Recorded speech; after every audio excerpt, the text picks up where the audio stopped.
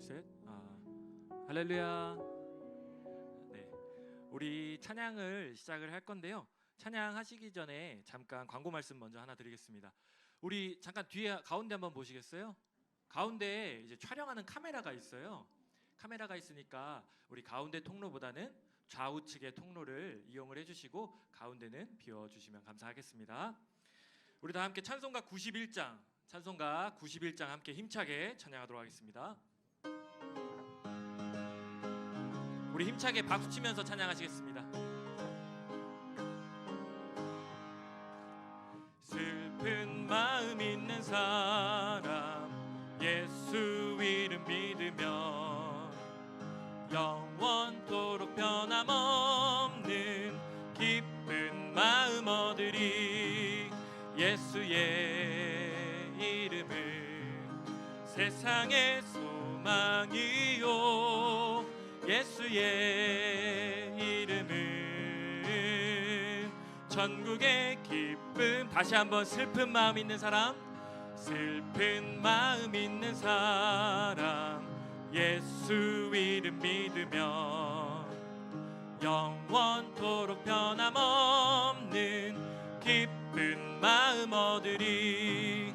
예수의 이름은 세상의 소망이요 예수의 이름은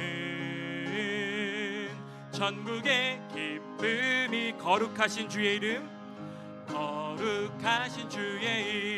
이름 너의 방패 삼아라. 환난 시험 당할 때에 주께 기도드려라. 예수의 이름은 세상의 소망이요 예수의 이름은 전국의 기쁨. 존귀하신 주의 이름 우리 기쁨 되도다. 주의 품에 안길 때에 기뻐 찬송 부르리. 예수의 이름은 세상의 소망이요 예수의 이름은 전국의 기쁨. 존귀하신 주의 이름 우리 기쁨 되도다. 주의 품에 안길 때에 기뻐 찬송 부르리. 예수의 이름은 세상의 소망이요 예수의 이름은 전국의 기쁨. 우리 갈 길 다간 후에 보좌 앞에 나가 왕의 왕께 경배하며 면류관을 드리리. 예수의 이름은 세상의 소망이요 예수의 이름은 전국의 우리 갈 길 다간 후에 보좌 앞에 나가 왕의 왕께 경배하며 면류관을 드리리. 예수의 이름은 세상의 소망이요 예수의 이름은 전국의 기쁨일세. 아멘. 예수님만이 우리들의 소망일 줄 믿습니다. 우리 이어서 찬송가 178장 함께 힘차게 찬양하시겠습니다.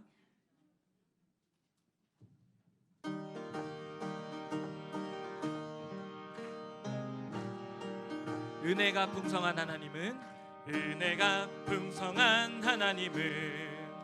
믿는 자 한 사람 어제나 오늘도 언제든지 편찮고 보호해 주. 주여 성령의 주여 성령의 은사들을 오늘도 내리어 줍소서. 성령의 뜨거운 불길로서 오늘도 충만케 하 정욕과 죄악에 물든 맘을 성령의 불길로 태우사 정결케 앞서서 태우소서. 깨끗게 하여 주옵소서. 아멘. 주여 성령의 은사들을 오늘도 내리어 줍소서.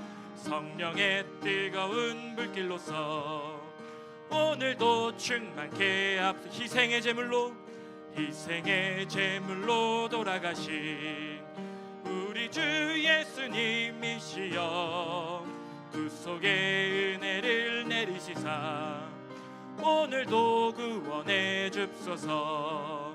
주여 성령의 은사들을 오늘도 내리어 줍소서. 성령의 뜨거운 불길로서 오늘도 충만케 하 주님의 깊으신 은혜만을 세상에 널리 전하리라. 하늘의 능력과 권세로서 오늘도 입혀 주옵소. 주여 성령의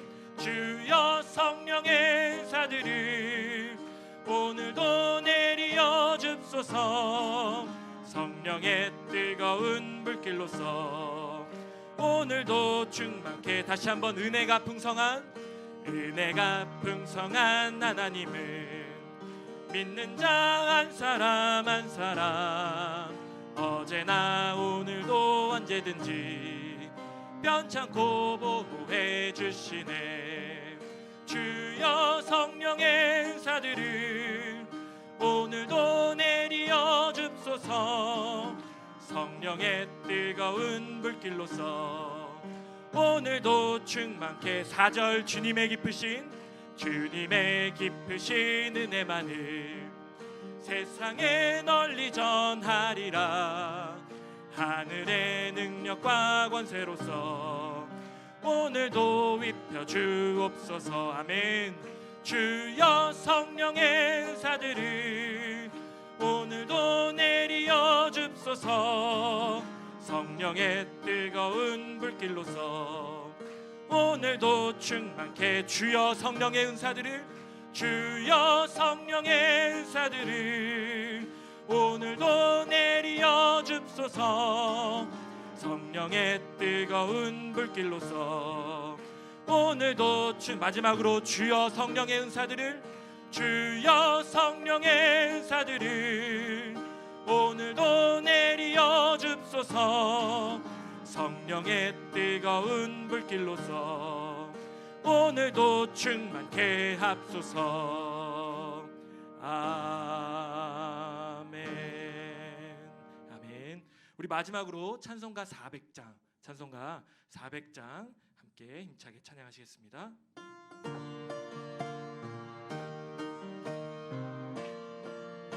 주의 진리 위해 십자가 군기 하늘 높이 쳐들고 주의 군사 되어 용맹스럽게 찬송하며 나가세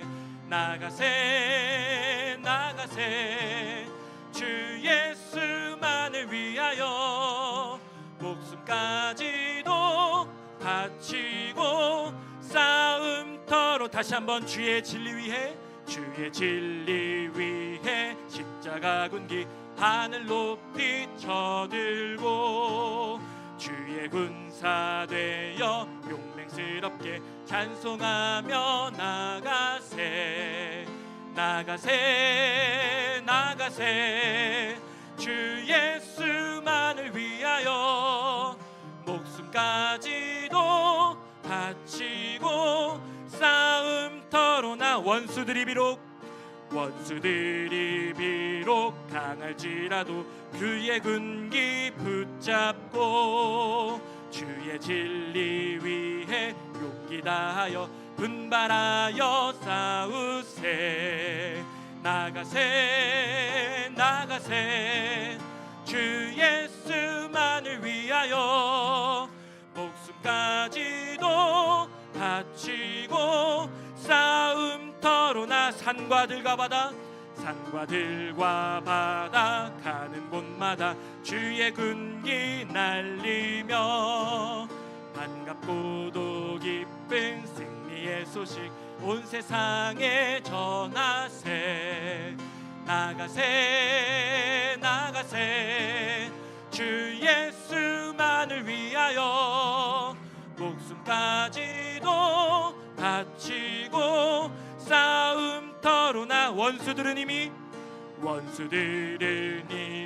예수의 손에 하나 없이 패하고 주의 군기만이 영광스럽게 온 누리에 빛나네 나가세 나가세 주 예수만을 위하여 목숨까지도 바치고 싸움터 원수들은 이미 예수의 손에 하나 없이 패하고 주의 군기만이 영광스럽게 온 누리에 빛나네 나가세 나가세 주 예수만을 위하여 목숨까지도 바치고 싸움터로 나가세 할렐루야.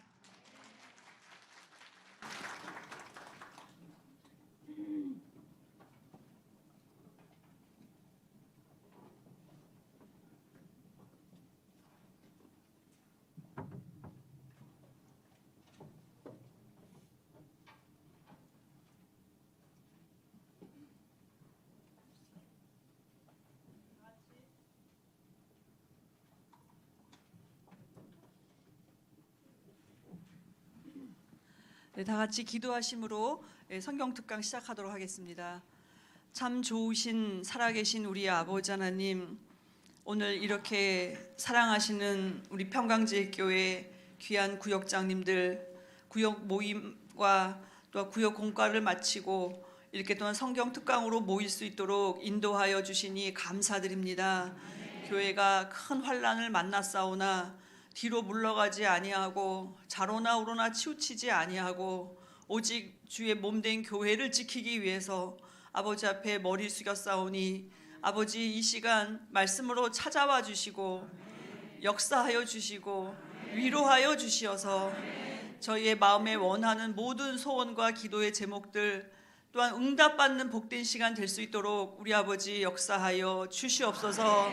아버지, 교회는 주의 몸된 몸인 줄 믿습니다. 아버지, 교회가 환난을 당하는 것은 주님의 환난인 줄 믿사오니 아버지, 이 모든 환난 가운데 예수 그리스도의 남은 고난을 교회를 위하여 나의 육체에 채운다 하신 그 사도 바울의 신앙 고백과 같이 저희들도 힘들고 어려운 이 상황을 피하거나 뒤로 물러가지 않게 하시고 오직 이 가운데 역사하시는 아버지의 뜻을 밝히 깨달는 복을 저희들에게 허락하여 주셔서 오직 아버지의 말씀만을 붙잡고 오직 아버지의 편에 서서 함께 승리하는 귀한 교회가 될 수 있도록 우리 아버지 역사하여 주시기를 간절히 빌고 원하옵나이다.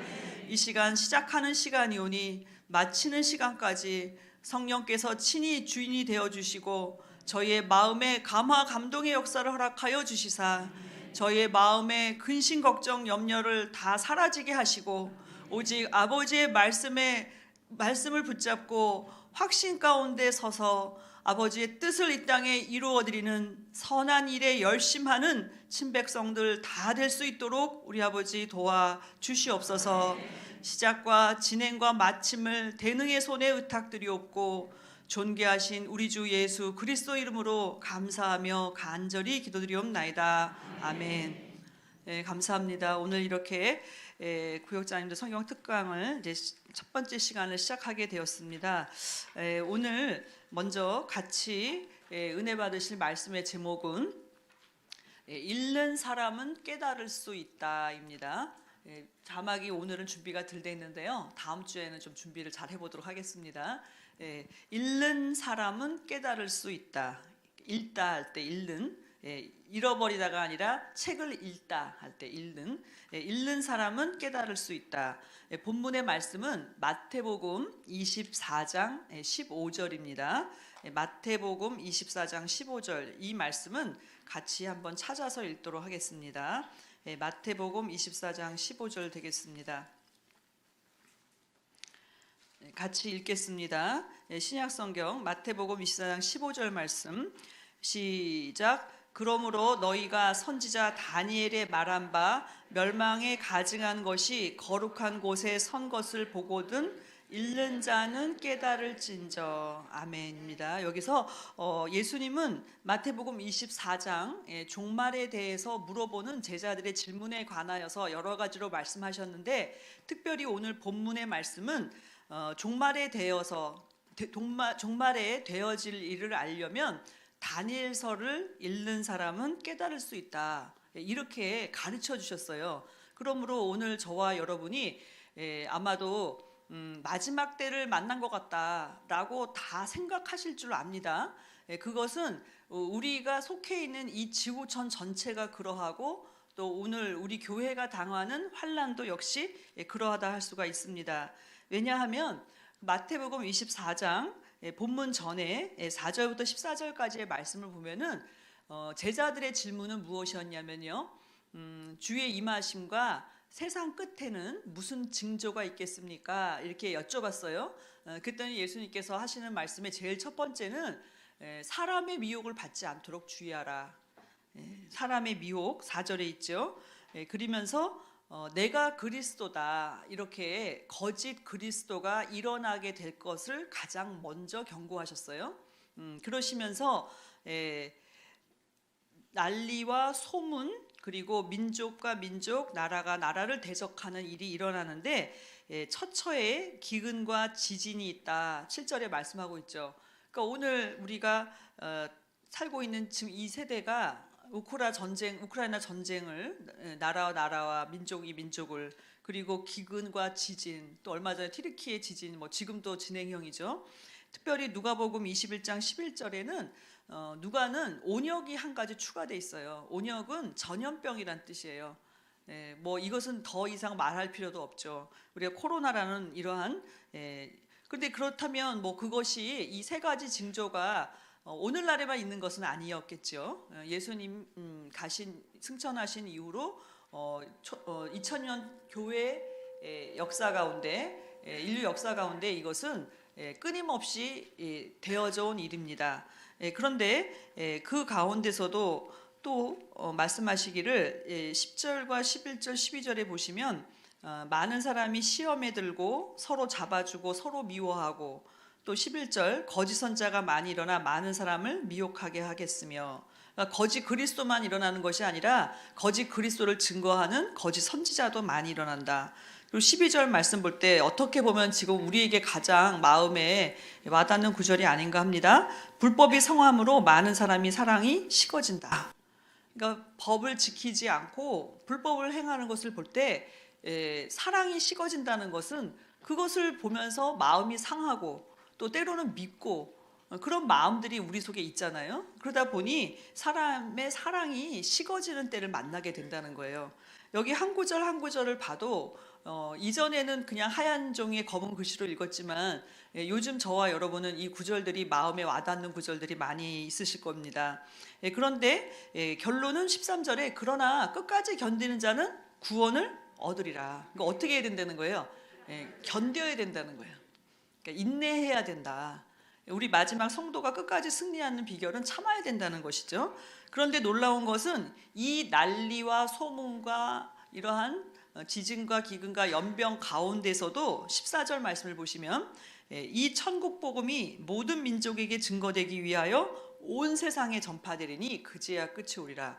천국 복음은 여전히 달린다 안 달린다? 달린다는 사실이에요. 사실 여기 정말 많은 분들이 모이셨는데 그냥 여상한 때 같으면 이렇게 공부하라고 모이라면 모이시겠어요? 어떻게 이분을 모을 수가 있겠는가 이렇게 생각을 해볼 때 이거는 정말 사람의 힘이 아니라 하나님 아버지께서 우리를 강권하시는 역사인 줄 믿습니다. 그러니 이렇게 어려울 때, 환난의 때에 복음이 땅끝까지 전파되는 역사가 있다. 너무나 역설적이죠. 믿으시기 바랍니다. 그러시면서 15절에 그러므로 그렇기 때문에 너희는 어떻게 하라? 읽으라는 거예요.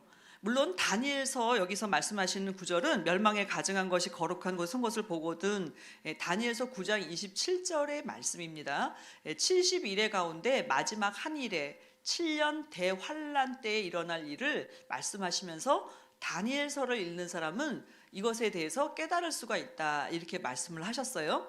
근데 저는 이 다니엘서만 읽어야 되는 것이 아니라 계시록을 읽어야 된다. 여기 계시록을 덧붙여 주시기 바랍니다. 그 이유는 무엇이냐면, 아니 그 예수님이 계시록 읽으라는 얘기도 안 했는데 왜 전도사님은 다니엘서도 읽고 계시록도 읽으라고 할까요?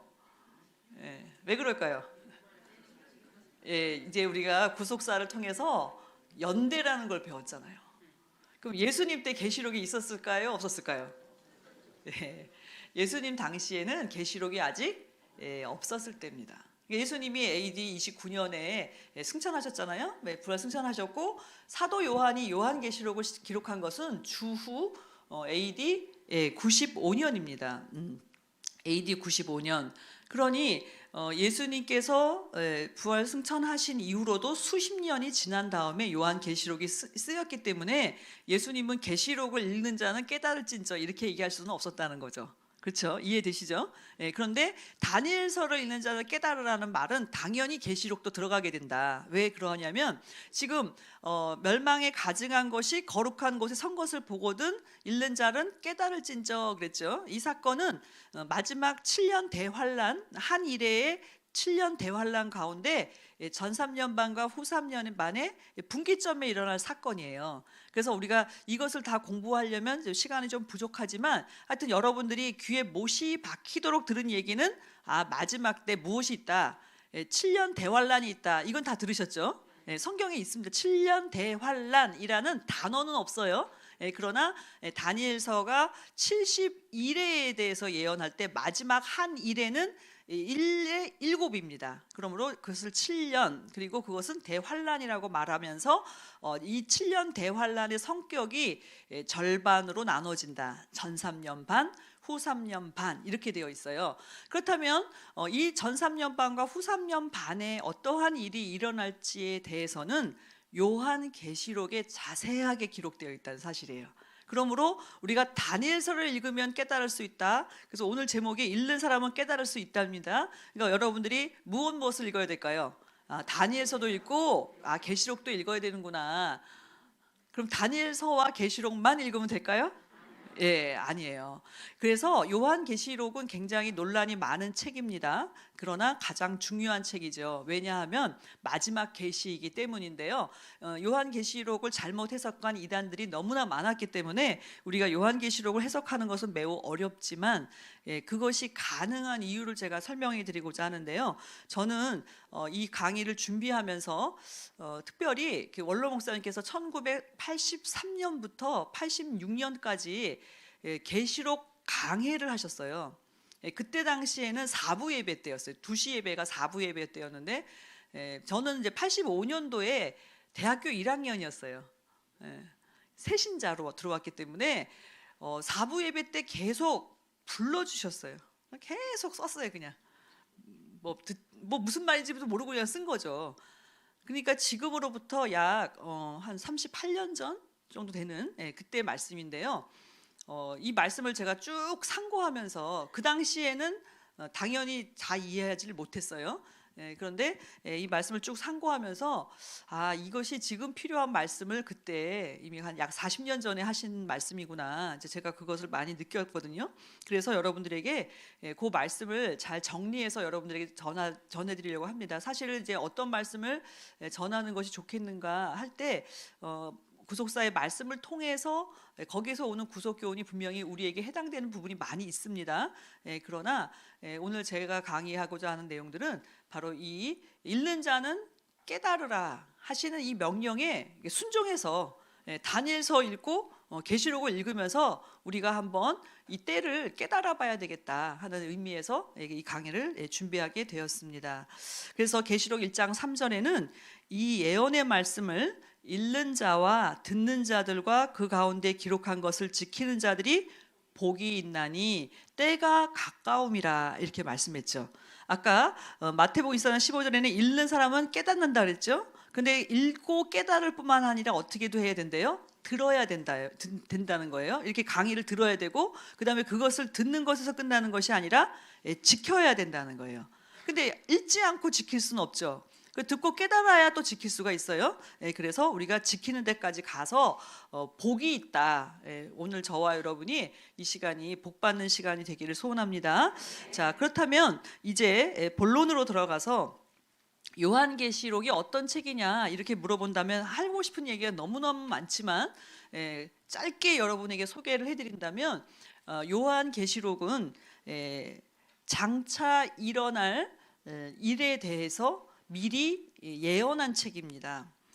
장차 일어날 일을 예언한 책이죠. 그래서 그 예언 마지막 때 있을 큰 환란에 대하여서 크게 세 가지로 예언을 하고 있는데요.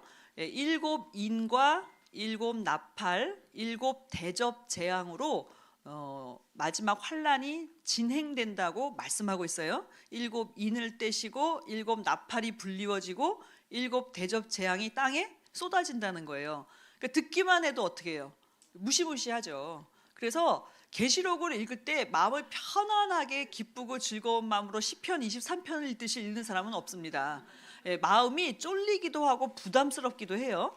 그런데 원로 목사님께서는 요한계시록을 우리한테 주신 목적은 성도들로 하여금 종말에 대한 두려움과 그 두려움을 갖게 하기 위한 목적이 아니라 마지막 택한 성도들에게 소망을 주기 위한 책이다 이렇게 말씀하셨어요. 우리가 계시록을 읽고 어떻게 해야 돼요? 소망을 얻어야 된다는 거예요. 그러면은 그 근거는 어디에 있느냐 할 때 인, 나팔, 대접, 재앙 사이에 우리 성도들에게 주시는 특별한 은혜와 소망을 중간 계시를 통해서 기록하셨기 때문이에요. 그래서 가장 대표적인 중간 계시는 계시록 7장과 10장에서 14장이라고 할 수가 있습니다. 그러니까 여러분이 계시록을 볼 때 계시록 6장은 7 인의 재앙이구나. 그리고 7장은 인치시는 역사, 중간 계시구나. 성도들을 인치시는 역사, 환란 전에. 그리고 8장, 9장은 나팔 재앙이죠. 그래서 첫 번째부터 네 번째가 8장에 있고 그냥 잊어버리셔도 괜찮아요. 9장에는 다섯 번째, 여섯 번째 나팔이 있죠. 그리고 진짜 중요한 계시는 10장부터 14장까지입니다. 그래서 오늘 저는 사실은 이제 지난 2월 10일이었죠.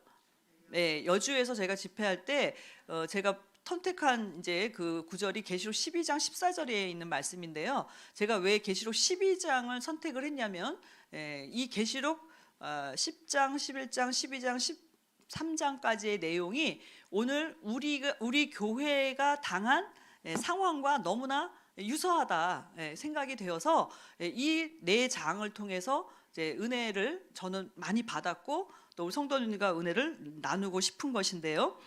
그래서 여러분들이 아까 그 전 3년 반과 후 3년 반으로 나눠진다 그랬잖아요. 그러니까 일단은 100% 잘 이해를 못하셔도 일단은 머릿속에 조금 넣어주시면 좋은 거는 계시록 10장은 전 3년 반에 일어날 일입니다. 계시록 10장. 그리고 계시록 11장은 전 3년 반, 후 3년 반이 다 나와 있어요. 그래서 계시록 11장 1절에서 6절 다음 주에 저희가 PPT로 한번 보여드릴게요. 표를 다 못 적으시도 괜찮아요. 계시록 11장 1절에서 6절은 전 3년 반에 있을 일이다. 그래서 계시록 10장과 그 11장 1절에서 6절은요 어떤 측면에서 전 3년 반에 있을 일을 예언하셨냐면은 교회가 받은 사명 가운데 말씀을 증거하는 사명의 측면에서 기록하셨어요. 계시록 10장과 11장 1절에서 6절까지가 되셨죠, 그죠? 어떤 측면에서 교회의 증거, 말씀을 증거하는 사명이 있죠. 그래서 계시록 10장에 펴놓인 작은 책을 어떻게 해야 돼요? 먹고, 그 다음에 11장 1절에 보니까 지팡이 같은 갈대로 청량을 받아야 돼요. 그래서 1260일을 어떻게 해야 돼요? 예언하는 사명이 교회에게 있다. 그 기간은 무슨 기간이다? 전 3년 반의 기간이다. 아마 많이 들으셨을 거예요. 자, 그렇다면 그 후 3년 반에 대한 내용은 어디에 기록되어 있느냐? 그래서요. 아까 11장은 나눠진다 그랬죠? 그리고 또 전 3년 반에 대한 기록이 12장입니다. 제가 오늘 여러분에게 소개하고 계시록 12장인데요. 그렇다면 10장과 11장이 교회의 증거라는 측면에서 기록된 전 3년 반의 기록이라면 계시록 12장은 똑같은 기간인데 교회가 받을 환난의 관점에서 기록했다. 그러니까 증거도 하지만 뭐도 받는다? 교회가 환난을 받는다는 사실이에요. 그래서 계시록 12장은 교회가 받는 환난, 전 3년 동안 받을 환난에 대해서 자세하게 기록하고 있어요. 그래서 제가 계시록 12장을 주목해서 강의를 하려고 하는 것입니다. 그렇다면 이제 반대로 후 3년 반은 어떤 기간인가 이렇게 볼 때 계시록 11장 7절에서 13절 약간 왔다 갔다 하죠. 11장이 두 개가 다 들어있다는 거예요. 11장은 전 3년 반, 후 3년 반이 다 들어있고, 그래서 11장 7절에서 13절은 무슨 반, 언제다? 후 3년 반. 두 증인이 죽임을 당해요. 교회가 죽게 되는, 무저갱에서 올라오는 짐승으로부터 죽임을 당하는, 후 3년 반은 더 큰 환난이겠죠. 전 3년 반보다. 그렇다면 이 부분에 대한 더 자세한 내용은 계시록 13장이에요. 그래서 계시록 13장은 어디에 해당된다? 후 3년 반. 바다에서 올라오는 짐승과 땅에서 올라오는 짐승이 어떻게 교회, 성도와 싸워서 이기게 되고 성도는 왜 어떻게 지게 되느냐 하는 내용이에요. 그러니까 어마어마한 얘기죠. 그러면 이제 우리가 생각할 때 아니 전 3년 반에는 교회가 증거도 하고 환난도 받는데 후 3년 반에서는 완전히 죽임을 당하고 또 진멸을 당하게 되는. 그러면 이게 뭐냐? 우리 보고 어쩌란 말이냐? 이렇게 생각할 수가 있어요. 근데 언론사님께서는 이걸 이렇게 설명을 하셨어요. 그러면 보니까 저도 처음에는 어렸을 때 공부할 때는 이렇게 그냥 대강 들은 거죠. 아, 전 3년 반은 예배도 드리고 그다음에 말씀도 증거할 수 있는 기간이다. 그리고 후 3년 반에는 예배와 예물을 금하는 기간이다. 이렇게 아마 여러분 들으셨을 거예요. 근데 왜 7년 대환란이라고 그랬지? 그랬어요. 왜냐면 전 3년 반은 우리가 환란이 아닌 것처럼 느껴지잖아요. 예배도 드릴 수 있고 말씀도 들을 수 있고 전도도 할 수 있는데 그럼 후 3년 반이 환란이지 전 3년 반이 환란이냐? 근데 아니라는 거예요. 7년 대환란이라는 거예요.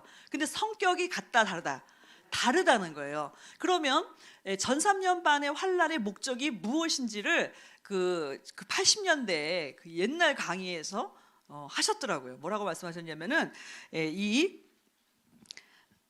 전 3년 반의 환란의 목적은 성도들로 하여금 후 3년 반 환란에서 승리하게 하기 위한 훈련의 과정입니다. 이렇게 말씀하셨어요. 그러니까 후 3년 반 환란은 거반 죽었어요. 거반 죽어요. 그런데 이 환란에서 사람으로는 도저히 승리할 수가 없어요. 그러니까 하나님께서 전 3년 반이라는 환란의 기간을 통해서 이 환란을 통과한 자들은 후 3년 반을 이길 수가 있다 없다? 있다라는 사실이에요. 그렇죠? 그러니까 우리 권사님들이 굉장히 똑똑하세요. 어떤 권사님들이 지나가는 말로 이런 얘기 하시더라고요. 교회가 너무 힘들고 환란이니까 그냥 좀 지나간 다음에 나와야 되겠다. 그래서 집에서 쉬시는 분들도 있어요. 그 이편저편 다 싫다 나는. 그러니까 그냥 좀 환란이 지나간 다음에 나오겠다. 이제 이렇게 얘기한다는 거예요. 어떤 성도가. 그랬더니 그 권사님이 아니 이 환란도 못 이기면서 후 3년 반 환란을 어떻게 이기려고 그래? 그랬다는 거예요. 오요, 이게 얼마나 똑똑한 분이냐고요. 근데 얼렁사님 노트에 딱 그 얘기가 있어요. 왜 전 3년 반의 환란을 겪어야 되느냐? 교회가 후 3년 반의 환란을 이기기 위해서. 왜 그러냐면은 성격이 매우 비슷해요. 전 3년 반의 교회가 당하는 환란과 후 3년 반의 교회가 당한 환란이 성격이 비슷하다. 왜 비슷하냐? 환란을 주는 주체가 동일하기 때문이에요. 우리에게 환난을 주는 대상이 있잖아요. 그 대상이 사람은 다를 수 있어요. 그런데 동일하기 때문이라는 거예요. 그래서 성도로 하여금 후 3년 반의 환난을 승리하게 하기 위해서 전 3년 반의 환난도 주셨다. 그러므로 우리 성도는 계시록 12장의 환난의 성격에 대해서 어떻게 해요? 자세히 알아야 돼요. 그리고 이 환난에서 어떻게 무슨 목적으로 우리한테 주셨느냐, 이 내용을 알아야 된다는 사실이죠. 자, 그래서 사실 제가 여러분에게 증거하고자 하는 내용은 계시록 12장입니다. 오늘의 주제는요. 그래서 오늘 계시록 12장에 우리가 구조만 살펴봐도 여러분들에게 큰 은혜가 될 줄 믿는데요. 자, 그래서 계시록 12장의 구조에 대해 살펴보도록 하겠습니다. 계시록 12장은 교회와 붉은 용의 4차 전쟁을 기록하고 있어요. 전쟁이 몇 번이래요? 그러니까 4차라는 거는 1차, 2차, 3차, 4차라는 뜻이에요. 그러니까 요한계시록 12장에 교회가 붉은 용과의 전쟁을 한다는 거예요. 근데 그 전쟁이 몇 번이다? 4번에 걸쳐서 이루어진다. 그래서 1차 전쟁. 자, 1차 전쟁은 계시록 12장 1절부터 6절. 계시록 12장 1절부터 6절, 해를 입은 여자와 붉은 용의 전쟁이에요. 해를 입은 여자와 누구의 전쟁? 붉은 용의 전쟁이 계시록 12장 1절부터 6절에 기록되어 있어요. 이것은 1차 전쟁이에요. 자, 그렇다면 궁금하죠? 전쟁에 누가 이겼나? 우리가 러시아하고 우크라이나가 전쟁을 하고 있잖아요. 그럼 누가 이길 것이냐? 그래서 제가 쭉 어떤 그 시사 프로를 쭉 들어봤어요. 아무도 알 수 없죠. 그런데 아마도 이 한반도 같은 결론이 날 수도 있대요. 그 전쟁에 왜 그러냐 했더니 서로 양보할 수가 없어요. 그러니까 어떻게 해요? 휴전 협정을 맺을 수도 있다. 가장 현실적이다. 이렇게 얘기를 하기도 하죠. 그러나 성경에는 결론이 있다는 사실이에요. 자, 그럼 1차 전쟁에는 누가 이겼을까요? 해를 입은 여자가 이겼어요. 어떻게 이겼냐면 아들을 낳았어요. 해를 입은 여자가 아이를 베어서 아들을 낳았다. 이게 도대체 뭔 얘기냐? 이게 비유적인 이야기이기 때문에 좀 이따 설명을 드릴게요. 그리고 그 여자는 광야로 하나님이 도망을 시켰어요. 자, 해를 입은 여자가 아들을 낳을 때 용이 그 아이를 삼키고자 했는데 아이는 하나님 보좌 위로 올라가고 여자는 광야 하나님이 예비하신 곳으로 도망시켰다. 이렇게 말씀을 하고 있죠. 그러므로 1차 전쟁에서 붉은 용은 본인의 목적을 달성하지 못했다. 왜? 그 낳은 아이를 삼키고자 했으나 하나님이 데려가셨다. 이렇게 말씀하고 있죠. 이것은 많은 신학자들이 초대교회에 있었던 예수님의 부활 승천 사건을 얘기하기도 하는데요. 여러분들이 여기서 한 가지 기억하셔야 될 것은 뭐냐면은 이 후 3년 반이 실제로 그 3년 반이라는 기간으로만 이해해서는 안 됩니다. 어쨌든 7이라는 완전수의 절반에 해당이 되는데요. 이 후 3년, 아니, 전 3년 반의 기간에 대해서 잠깐 설명을 드리면 원로 목사님께서는 또 많은 신학자들은 이 전 3년 반의 기간이 적그리스도가 나타나기 전까지, 그러니까 예수님의 초림부터 그러니까 부활 승천하시고 성령 강림이 했죠. 그때부터 교회 시대가 시작됐잖아요. 그러니까 교회 시대의 시작으로부터 시작해서 마지막 때 적그리스도가 나올 때까지의 그 전 교회 시대를 전 3년 반으로 해석하는 것이 가장 무난한 해석입니다. 이해되셨죠, 그죠? 그러니까 저와 여러분도 지금 어느 기간에 살고 있어요? 전 3년 반에 살고 있다. 그러나 그렇기 때문에 전 3년 반에 일어날 계시록 12장의 이 사건은 한 번만 성취되는 것이 아니에요. 초대교회에서도 있었고 또 로마 교회 시대에도 있었고 중세 교회 시대에도 있었고 근세에도 있었어요. 그리고 오늘날 우리에게도 임한다. 그러니까 무슨 말이냐? 딱 이렇다라고만 설명해서는 안 되고 이것은 중복 성취라고 보시는 게 맞습니다. 자, 그렇다면 이 여자는 초림 예수님을 낳은 신약 교회로 보는 것이 어렵지 않죠. 그러나 이것은 마지막 그 말씀을 작은 책의 말씀을 전하는 교회로 봐도 무방하다 이렇게 볼 수가 있겠습니다. 그래서 여자가 아들을 낳는다는 것이 무엇을 의미하는지에 대해서는 다음 시간에 제가 자세하게 설명을 해드릴게요. 그것을 원로 목사님께서 너무 자세하게 설명을 다 해놓으셨어요. 사실 주석을 저도 다 찾아봤거든요. 근데 원로 목사님 같이 해석해 놓으신 분은 없어요. 그래서 이 계시록의 강해만큼은 너무나 이렇게 독보적이다 이렇게 볼 수가 있습니다. 자, 그리고 이제 두 번째로 2차 전쟁입니다. 2차 전쟁의 별명은 하늘 전쟁이에요. 왜냐하면 12장 7절에서 12절에 기록된 2차 전쟁, 이것은 하늘의 전쟁이라고 말한 이유는 땅에 있는 전쟁이 아니기 때문이에요. 미가엘과 그의 사자들이 용으로 더불어 싸울새 7절입니다. 용과 그의 사자들도 싸우나 이렇게 말씀하고 있죠. 이것을 볼 때 이것은 하늘에 있는 영적인 전쟁을 가리키고 있다. 그러나 원로 목사님께서는 이 땅의 전쟁이 생길 때는 먼저 영적인 전쟁이 있다 이렇게 말씀하고 있어요. 그러니까 이 영적인 하늘의 전쟁, 땅의 전쟁이 별개가 아니고 땅의 전쟁이 있을 때는 먼저 무엇이 있다? 영적인 전쟁이 있구나라는 것을 여러분이 염두에 두시면 3차 전쟁이 이해가 됩니다. 자, 3차 전쟁은 13절부터 16절입니다. 13절부터 16절. 자, 그래서 아까 말씀드렸는데 그러면 이번에 2차 전쟁에는 누가 이겼을까요? 미가엘과 그의 사자들이 이겼죠. 그래서 8절에 보면 7절 하반절, 용과 그의 사자들도 싸우나 이기지 못하여 다시 하늘에서 저희 있을 곳을 얻지 못한지라 그랬죠. 그래서 너희도 놀라운 거는 붉은 용, 옅뱀, 사단, 마귀가 하늘에 있었다는 사실이에요. 그렇죠? 근데 미가엘과 그의 사자들이 어떻게 했대요? 싸워서 이겨서 땅으로 쫓아냈어요. 그럼 땅이 어떻게 될까요? 난리가 나는 거예요. 난리와 소문과 소문을 더한다고 했잖아요. 그러니까는 하늘에서 밤낮 참수하던 자가 땅으로 내어쫓기 때문에 이제 그 일을 어디서 하게 될까요? 땅에서 하게 된다는 사실이에요.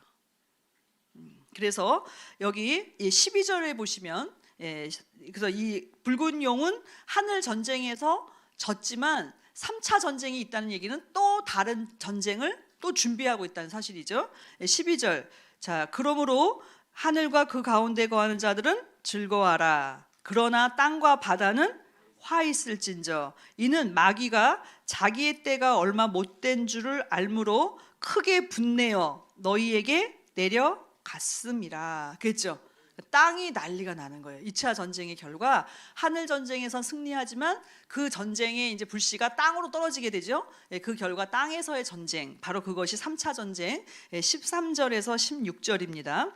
자, 그러므로 13절에서 보시면 이 전쟁이 촉발되는 이유는 용이 자기가 땅으로 내어 쫓긴 것을 보고 남자를 낳은 여자를 핍박하는지라 그랬죠. 여자는 교회를 상징한다 했죠. 그러니까 교회의 환난, 어마어마한 환란이 시작되죠. 그러나 그 교회의 승리는 이 교회가 어떻게 승리하느냐 두 가지 이유로 승리하게 된다라고 말씀하고 있는데요. 이제 14절은 그 여자가 큰 독수리의 두 날개를 어떻게 해요? 받았다 하는 거예요. 그래서 땅이 환란이 있을 때 성도는 그 땅에서 어떻게 될까요? 날아야 돼요. 어떻게? 큰 독수리의 두 날개를 받아서. 그래서 원로 목사님은 이 두 날개는 성도의 믿음을 상징한다 이렇게 말씀했어요. 그러니까 우리가 믿음이 있지요. 그러나 마지막 이 환란을 이기는 것도 큰 독수리의 두 날개 같은 그 믿음을 우리한테 어떻게 돼요? 주셔야 돼요. 근데 날개를 딱 장착하면 짠 하고 나느냐? 아니라는 거죠. 광야 자기 곳으로 날아가 거기서 그 뱀의 낯을 피하여 한때 두때 반때를 양육받음에겠죠. 그러니까 양육받는 기간이 있다. 훈련받는 기간이에요. 어떻게? 이 날개로 날는 훈련이에요. 잘 날고 계십니까? 여러 번 떨어져 보셔야 돼요. 그래서 개망신도 가끔 당하고 또 이렇게 바닥에 퍼져도 보고 그런데 이제 그대로 두지 않으시죠. 신기한 건 그거예요. 너무 힘들어서 이제 그만했으면 좋겠다 막 이런 마음이 드는데 또 그 다음날 아침에 일어나면 또 은혜를 주셔갖고 또 막 가방 메고 나오잖아요. 아니 그러니까 저도 신기하게 생각을 해요. 아니 진짜 뭐 나오고 싶지 않은 이유가 한두 가지가 아니잖아요.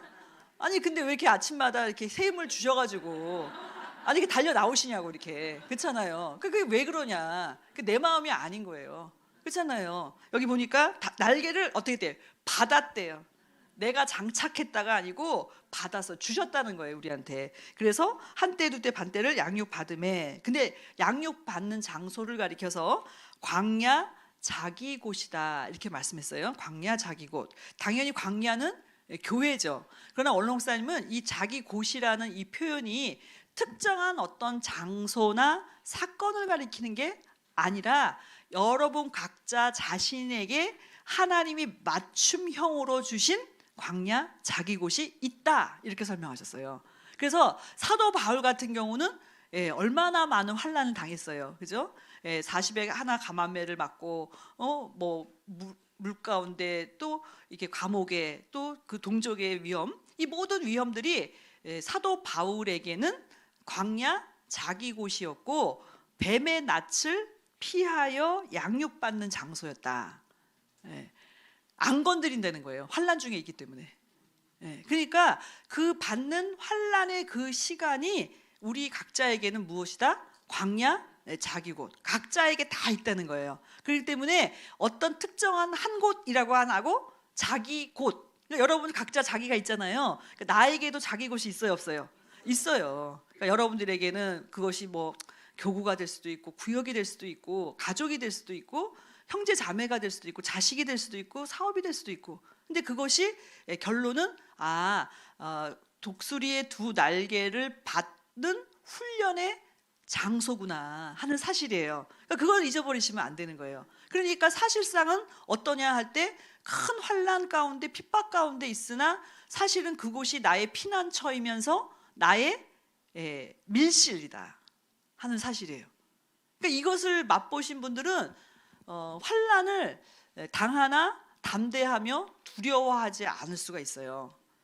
여러분들이 이게 이런 거 같아요. 그러니까 이 때를 어떻게 우리가 이겨나갈 것인가 여러 가지 생각을 많이 해보기도 하고 여러 사람한테 듣기도 하고 하지요. 도움도 돼요. 그러나 제가 볼 때 이 환난을 이길 수 있는 유일한 방법은 말씀밖에 없어요. 도대체 왜 이 때를 우리한테 주셨으며 우리한테 뭘 하라고 하시는 거냐, 그리고 우리가 어떻게 해야 승리할 수 있느냐.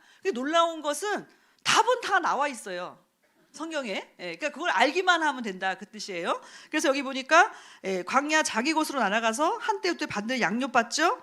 그런데 뱀이 어떻게 이 여자를 싸워서 이기려고 하냐면 15절 여자의 뒤에서, 앞에서가 아니에요.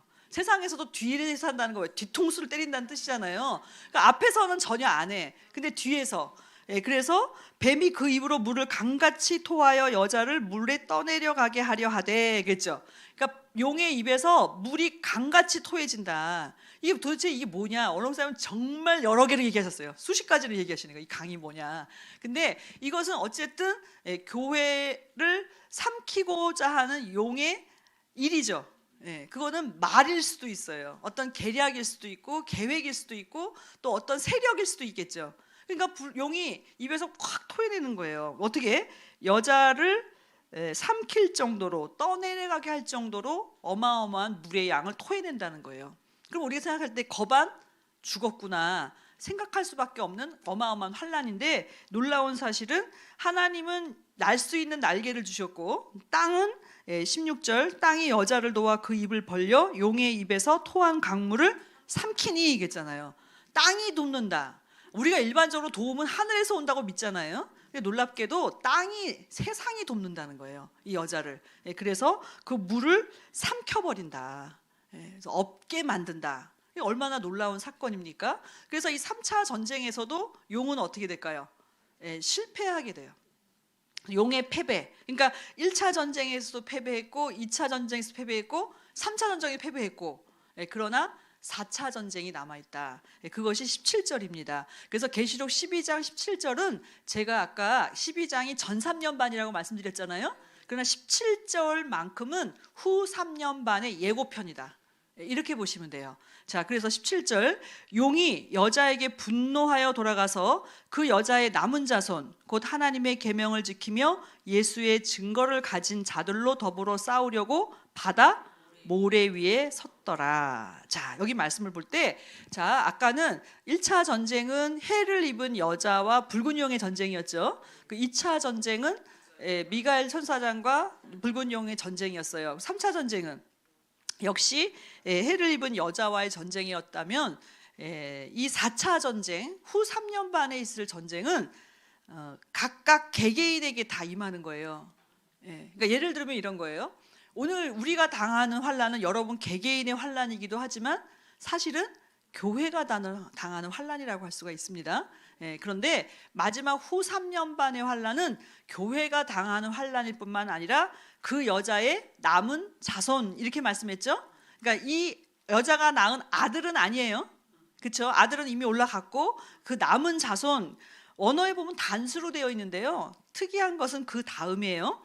곧 하나님의 계명을 지키며 예수의 증거를 가진 자가 아니라 자들이에요. 그러니까 오늘 저와 여러분이 그 여자의 남은 자손들인 줄 믿습니다. 이 자손들과 더불어서 이 붉은 용이 싸우려고 어디에 섰다? 바다 모래 위에 섰다 이렇게 말씀하고 있어요. 바다 모래 위는 바다와 땅의 경계예요. 그렇죠?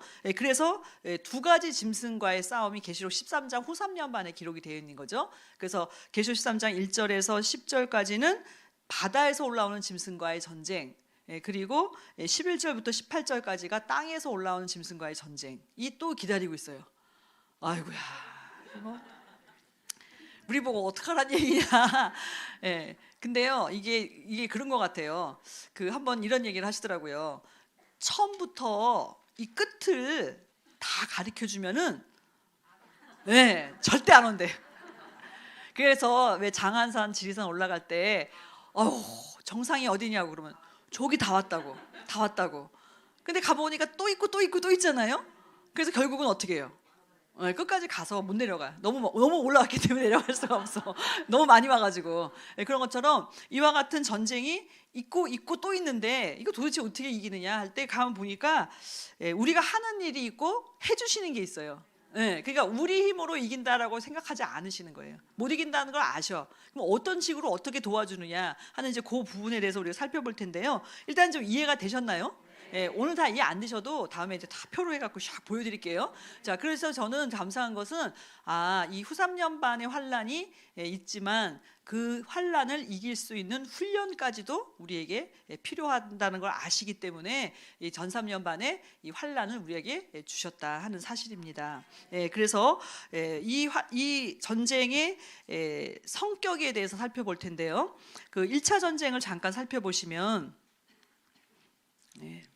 그러니까 혹시 또 이제 후 3년 반에 졌네. 그러니까 이제 또 아이고 이거 어떡하나 하는데요. 거반 졌다가 이겨요. 그래서 원래 그 제일 재미있는 그 경기는요. 9회 말 투아웃이에요. 야구는. 9회 말 투아웃에 역전 3런 홈런, 말로 홈런 딱 쳐가지고 딱 뒤집잖아요. 그죠? 그럼 축구는 어떠냐? 인저리 타임. 그러니까 이제 그 시간 조금 주잖아요. 그때 딱 이기는 거예요. 그런 것처럼 거반 진다는 거는 알고 계셔야 돼요. 그래도. 근데 이제 알아야 그 다음에 낙심을 안 하니까. 근데 마지막에 역전승을 이루게 되는 것이 후 3년 반에 이후에 일어날 놀라운 사건입니다. 그러면은 그걸 어떻게 네가 자신하느냐 이렇게 얘기하실 수가 있잖아요. 근데 말씀을 하셨어요. 그러니까 우리는 그냥 믿어야 돼요. 그냥 이거는. 그러니까 못 믿는 것도 팔자예요. 왜 그러냐면 진짜 될까? 근데 걱정이 되죠. 저도. 아니 예를 들면 여러분 그런 걱정 안 하세요? 내가 후 3년 반 환란에서 정말 끝까지 부인하지 않고 다니엘처럼 다니엘 세 친구처럼 내가 끝까지 믿음을 지킬 수 있을까? 라고 생각하시죠? 자신 있으세요? 저는 자신이 좀 없으셨으면 좋겠어요. 왜 그러냐면은 어떻게 자신해요 내가 나를 어떻게 여러분 자신을 믿으세요? 믿지 마세요. 그래서 어떻게 이기냐면은 끝까지 기도하는 것밖에 없어요. 그렇죠? 그러니까 제가 요즘에 너무너무 느끼는 건 뭐냐면 죄송하지만 제가 요즘같이 기도를 많이 한 평생이 있었을까. 전도사지만 솔직히 말씀을 드려서 계실 때는 그냥 다 해주셨잖아요. 뭐 기도할 필요도 없어. 그냥 다 주셨고 해주시고 뭐 안 물어본 것도 막 얘기하시고 그래서 그냥 믿고만 가면 되는 순종만 하면 됐는데 지금은 어느 게 뜻인지 아닌지 어떻게 하셔야 돼요? 기도하셔야 돼요. 응답받아야 돼요. 좋은 시절 다 갔어요 이제. 예? 내가 수고하고 땀을 흘리고 노동을 해야지 얻을 수가 있는 시대지 그냥 무조건 해주는 시대가 아닌 거죠. 그러니까 어떻게 계시겠어요? 계실 때보다 저는 솔직히 말씀드리면요, 원로목사님 별세하신 이후에 계실 때만큼 내가 부지런할 수 있을까? 열심히 할 수 있을까? 그렇잖아요. 달달달 볶으시니까 볶여야지 어떻게 해요, 그죠? 근데 내가 스스로 나를 어떻게 볶냐고. 근데 솔직히 말씀을 드리면요, 계실 때보다 더 부지런해졌어요 제가 개인적으로. 예, 왜 그러냐면은 보이지 않게 볶으시잖아요 지금. 예, 아니 상황 자체가, 아니 솔직히 얘기해 보세요. 지금 교회 상황에 여러분이 하실 수 있는 게 있어요 지금? 없잖아요. 우리가 무슨 법관도 아니고 검사도 아니고 변호사도 아니고 우리는 그냥 일개 소시민 성도일 뿐이에요. 아무 힘이 없어요 우리는. 여러분 혹시 뭐 어디 가서 부탁할 때 있으세요? 없어요. 요즘엔 부탁해도 안 되고 없잖아요. 그러니까 어떻게 해요? 그냥 뚫린 곳은 하늘이고 기도밖에 없는 거예요. 그러니까 그게 자체가 우리로 하여금 얼마나 간절하게 기도하게 하시고 이렇게 모이시잖아요, 그죠? 그것은 뭘 얘기하고 있냐면은 이제 우리로 하여금 우리의 체질을 변화시켜 주시는구나 믿으시기 바랍니다. 옛날에는 하라고 그래서 했어요, 그렇잖아요. 근데 지금은 알아서 해. 왜냐하면 그렇게 안 하고는 견딜 수 없기 때문에. 자, 그래서 자 요한복음 16장 20절부터 22절을 읽고 또 읽겠습니다. 오늘 결론이 되겠습니다. 아이고 시간이 벌써 많이 갔네요. 요한복음 16장 20절. 그 여자가, 해를 입은 여자가 아이를 베어서 애써 부르짖는다고 그랬잖아요. 그것은 교회가 당한 상황을 지금 말씀하고 있는데요. 예수님은 이것을 예수님의 십자가로 말씀하셨습니다. 자, 요한복음 16장 20절인데요. 자, 20절부터 22절 같이 읽습니다. 시작. 내가 진실로 진실로 너희에게 이르노니 너희는 곡하고 애통하리니 세상이 기뻐하리라. 너희는 근심하겠으나 너희 근심이 도리어 기쁨이 되리라. 여자가 해산하게 되면 그때가 이르렀으므로 근심하나 아이를 낳으면 세상에 사람 난 기쁨을 인하여 그 고통을 다시 기억지 아니하느니라. 지금은 너희가 근심하나 내가 다시 너희를 보리니 너희 마음이 기쁠 것이요 너희 기쁨을 빼앗을 자가 없으리라. 예수님 십자가 죽으신다고 얘기했을 때 이 얘기를 하신 거예요. 그래서 이것이 어떻게 해 입은 여자의 해산과 관련이 있는지는 다음 시간에 공부하겠습니다. 자, 그러면서 하시는 말씀이 33절이죠. 33절, 16장 33절입니다. 시작. 이것을 너희에게 이름은 너희로 내 안에서 평안을 누리게 하려 함이라. 세상에서는 너희가 환난을 당하나 담대하라. 이길 것이다가 아니라 이기었다. 그럼 당신 혼자 이기시는 것이 아니라 계시록 17장 14절 읽고 마치겠습니다. 자, 요한계시록 17장 14절입니다. 그래서 이 전쟁은 어린 교회와 붉은 용의 전쟁이지만 교회는 예수 그리스도의 몸이에요. 그렇기 때문에 이것은 어린 양의 전쟁이기도 하다는 사실이죠. 그래서 계시록 17장 14절입니다. 시작. 저희가 어린 양으로 더불어 싸우려니와 어린 양은 만주의 주시오 만왕의 왕이심으로 저희를 이기실 터이요 또 그와 함께 있는 자들 곧 부르심을 입고 빼내심을 얻고 진실한 자들은 아멘. 그래서 이 어린 양이 싸우는 이 싸움에 저와 여러분은 구경꾼이 되지 마시고 그리고 뒤로 물러가지 마시고 그와 함께 있는 자들이 되시기 바랍니다. 마음을 같이 하고 뜻을 같이 해서 부르심을 입었어요. 빼내셨어요. 그리고 진실한 자들이요. 그러니까 여러분이 진리를 또 참을 쫓기 때문에 이 자리에 오신 줄 믿습니다. 근데 그런 자들은 이기리로다. 이렇게 예언의 말씀을 우리에게 허락해 주셨습니다. 이 말씀을 붙잡고 같이 아멘 할렐루야 삼창하시고 교회의 모든 문제를 놓고 기도하시고 제가 마무리하고 주기도 마치겠습니다. 같이 아멘 할렐루야 삼창하시겠습니다. 아멘 할렐루야 아멘 할렐루야 아멘 할렐루야. 살아계신 아버지 은혜를 진심으로 감사드립니다. 이렇게 사랑하신 당신의 귀한 종들을 아버지 주시고 인정해 주시고 인도하여 주시고 진심으로 감사합니다. 아버지 이 시간 함께 하시고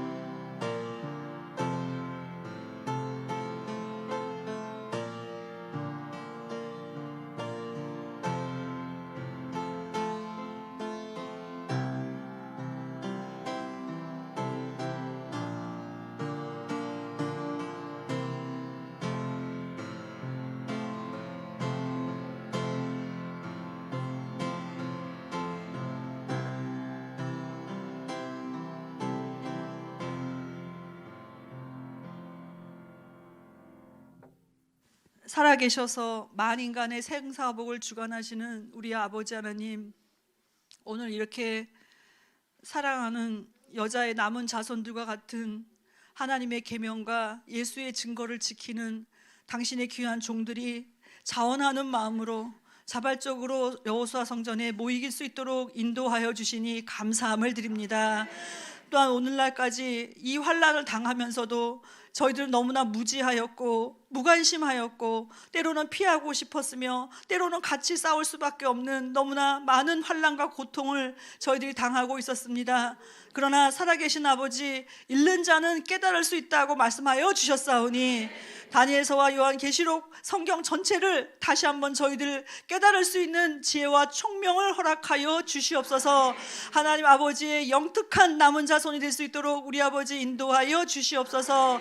아버지, 바라옵고 오나옵기는 교회가 당하는 이 환난은 영적인 환난이요 또한 아버지의 환난인 줄 압니다. 아버지, 저희들 바라옵고 오나옵기는 아버지의 권위와 아버지의 명예와 또 아버지의 그 많은 사랑과 그 수고와 눈물과 땀을 아버지 이렇게 저버리며 거짓말하며 회방하며 고소하는 저 무리들을 아버지 불쌍히 여겨 주시옵소서. 그러나 이 환난도 아버지께서 허락하여 주신 줄 믿사오니 이 환난을 통하여서 저희가 어떤 사람이 되어야 마땅한지 가르쳐 주시옵소서.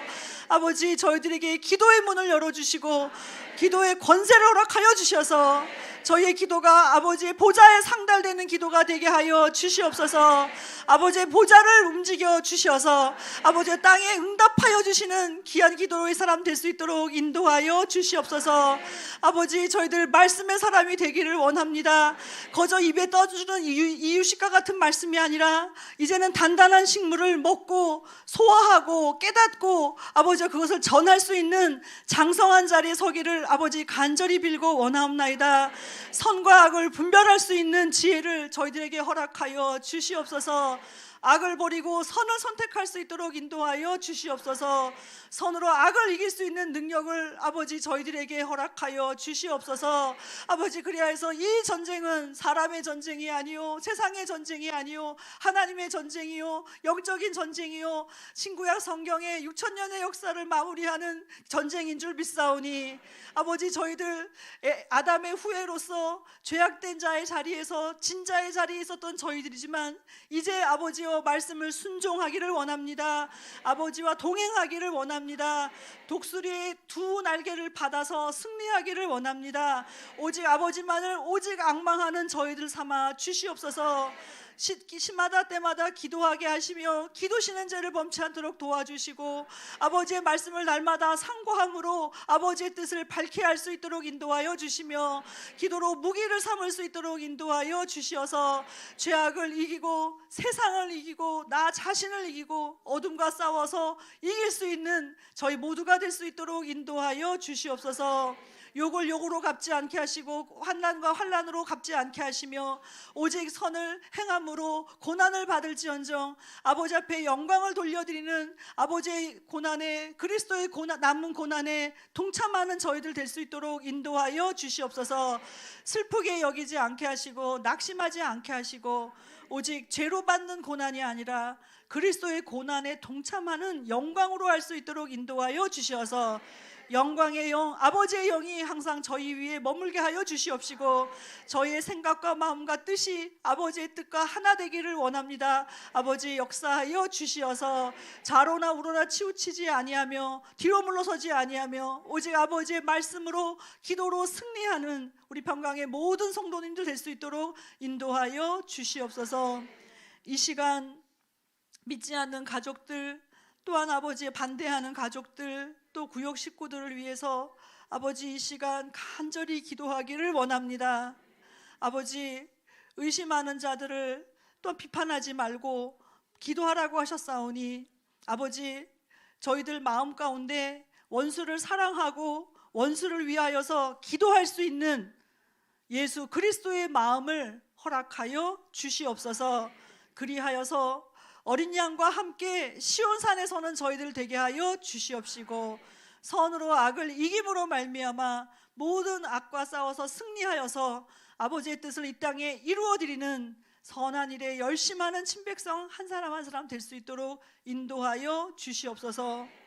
아버지, 때로는 교회에 나오는 일이 슬픔이고 고통이고 아픔이며 또 괴로움이 될 수밖에 없는 저희들입니다. 너무나 연약하고 부족합니다. 아버지, 그러나 에스겔의 이 말을 화석 같은 이스라엘 백성을 대할 때 금강석같이 강하게 만들어 주신다 하였사오니 아버지, 믿음으로 신령한 에스겔이 되게 하여 주시옵소서. 여호와께서 강하게 하신다 하였습니다.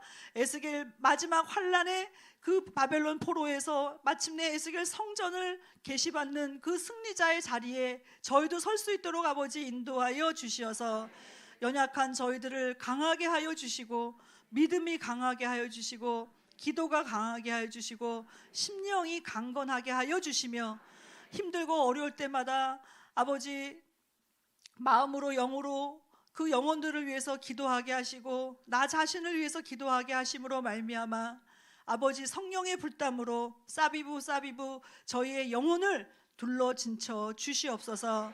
우리 평강제일교회를 사랑하시는 아버지, 많은 붉은 용의 사단막의 역사로 말미암아 교회가 때로는 슬프며 황폐하여지며 고성이 오가며 다툼과 또한 많은 싸움들이 있을 수밖에 없사오나 살아계신 아버지, 이 전쟁이 아버지의 전쟁인 줄 믿고 끝까지 승리하는 저희들 될 수 있도록 인도하여 주시어서 교회가 장성한 분량이 충만한 데까지 자라서 마지막 때 이 구속사의 말씀을 전 세계 열방에 전할 수 있는 아버지 성숙한 우리 평강제일교회 삼아 주시옵소서. 이후에 모든 일정을 대능의 손에 맡깁니다. 아버지께서 계획하시고 아버지께서 실행하시고 진행하시고 마치실 줄 믿습니다. 알파와 오메가 되신 아버지 하나님께서 시작하신 일이오니 맞춰주실 줄 믿습니다. 그때를 믿음으로 기다릴 수 있도록 인도하여 주시옵소서. 그래서 이 승리가 사람의 승리가 아니라 말씀의 승리, 아버지의 승리, 교회의 승리가 되게 하여 주심으로 말미암아 저희가 세상으로 받을 많은 오역과 또한 아버지 오해와 또한 아버지의 그런 일들이 있겠사오나 살아계신 아버지, 이 모든 일들이 좋은 소문으로 다 바뀌는 역사가 있을 줄 믿사오니 아버지 역사하여 주시옵소서. 오히려 이 일을 딛고 헐헐 역경을 독수리가 날개를 펴서 역풍을 오히려 이용하여서 날듯이 저희의 모든 신앙이 독수리가 날개치며 올라감으로 모든 풍랑을 잠잠케 하시는 아버지의 역사를 믿음의 눈으로 바라보면서 승리하는 개선장군들 다 될 수 있도록 아버지 도와주시옵소서. 아뢰지 못한 것 많사오나 성령께서 탄식하심으로 하나님의 뜻대로 우리를 간구하여 주심을 믿고 감사드리오며 존귀하신 우리 주 예수님의 이름 높이 받들어서 감사 기도드리옵나이다. 아멘. 하늘에 계신 우리 아버지여, 이름이 거룩히 여김을 받으시오며 나라의 마옵시며 뜻이 하늘에서 이룬 것 같이 땅에서도 이루어지이다.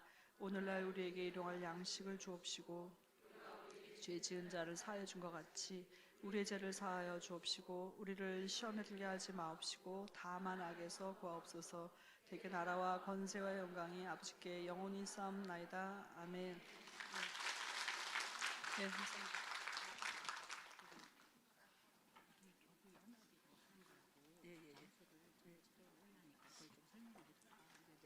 네, 사실 성경 공부는 저희 교육자들이 어떻게 준비했다기보다는 교구에서 요청이 와서 이제 시작이 됐거든요. 그러니까 교구 연합 성경 공부가 되니까요.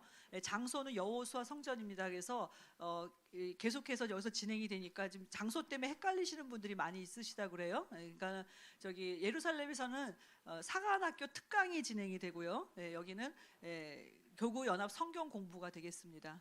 이상입니다. 감사합니다. 다음 주에 뵙겠습니다.